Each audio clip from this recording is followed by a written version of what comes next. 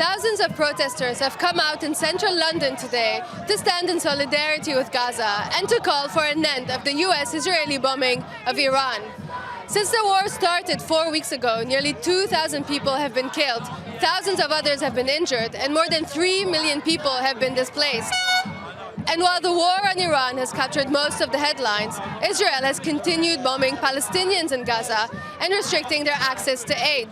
Protesters now are joining thousands of others who have come out today to participate in a march against the far right in the UK. The message of today is clear: stop the bombs, stop the killings. From Iran to Palestine! Bombing children is a crime! We are all Palestinians! By brick, war by war, occupation has We want this silence! Stop the bombing now! Now! The world is not okay at the moment, and I can't believe that there are children being killed and we don't say anything, we don't do anything to stop it. So I feel like we owe it to humanity to be out here saying that this is not okay. Stop being puppets for America and Israel. We all know we have to stop the bullying of Zionism in the world. Whether it's mainly it's coming from Israel, based in the US, and we have to do our best. People, they have to rise to the bullies. I think really it is absolutely shameful that the UK government continues to arm Israel and continues to militarily and diplomatically support countries that are widely recognised as committing the crime of apartheid and genocide against the Palestinian people.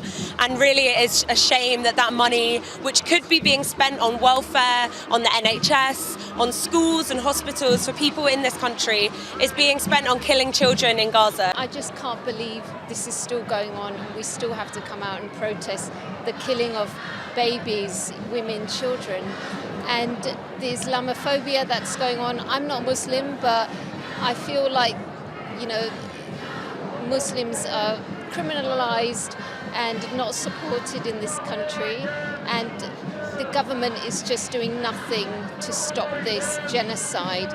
We're continuing to support Israel with bombs and money, and it's got to stop. I've come out here because I don't agree with anything that's happening right now. First of all, it's unacceptable that the government is funding genocide to this day after all the protests and everything. We all know what Israel's plan is. It's to have the greater map of Israel. We all know that. We know that Lebanon is part of the plan, so is Syria, so is Yemen, so is part of Egypt. So we have to nip it in the bud, and we have to have our voices heard now before before the genocide is complete. I think it's really important that we show that all of the kind of struggles that we have are linked, including the Palestine March, which I joined today, but also what's going on in Iran, what's happened in Venezuela, all the kind of US-Israel hegemony across the world. That's oppressing people, there's genocides, there's children dying. There was just a report recently of a 1-year-old who was tortured by the IDF, and we can't allow that. And I think no matter where you are on the political spectrum, you can't accept that. And we're here to oppose that.